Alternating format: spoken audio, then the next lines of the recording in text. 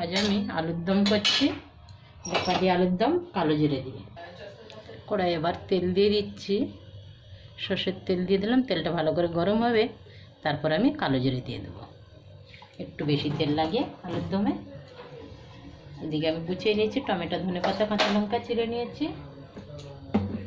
তেলটা গরম হবার অপেক্ষা।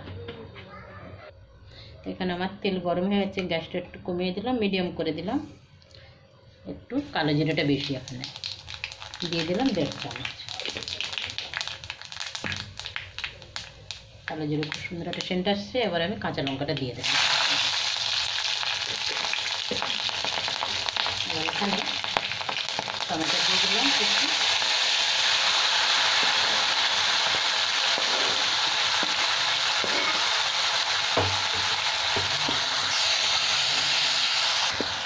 অল্প একটু নুন দিয়ে দিলাম। আগে আমি আলু সেদ্ধ করার সময় নুন দিয়েছিলাম, তাই একটু কম দিলাম এখন।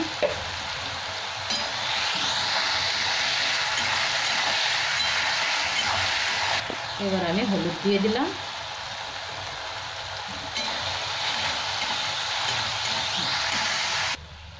এখানে আমার টমেটো আবার গলে গেছে।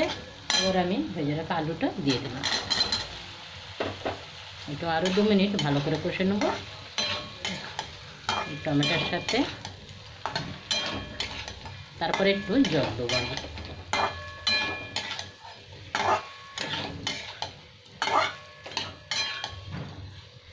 ভাজা হতে থাকুক। এখন এখানে 2-3 মিনিট ভালো করে আমি কষে নিয়েছি। এবার আমি একটু জল দিচ্ছি। এখানে কিন্তু জিরে ধনের পাউডার আমি দিইনি, আজকে শুধু ফেলে দিচ্ছি কাঁচা লঙ্কা, টমেটো আর ধনেপাতা, কালো জিরে। খুব কম মশলার মধ্যে আলুর দম।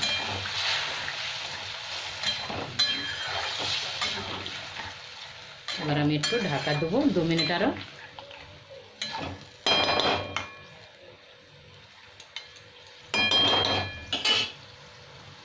এবার আমি ঢাকাটা খুলে দেখছি, বাহ খুব সুন্দর হয়েছে, তেলও আমার ছেড়ে দিয়েছে। এবার আমি ধনেপাতা দিয়ে দেবো। কিন্তু আজের আবার ভিক্ষে করে ধনেপাতা, 20 টাকার ধনেপাতা, এটা মনেই হয় না।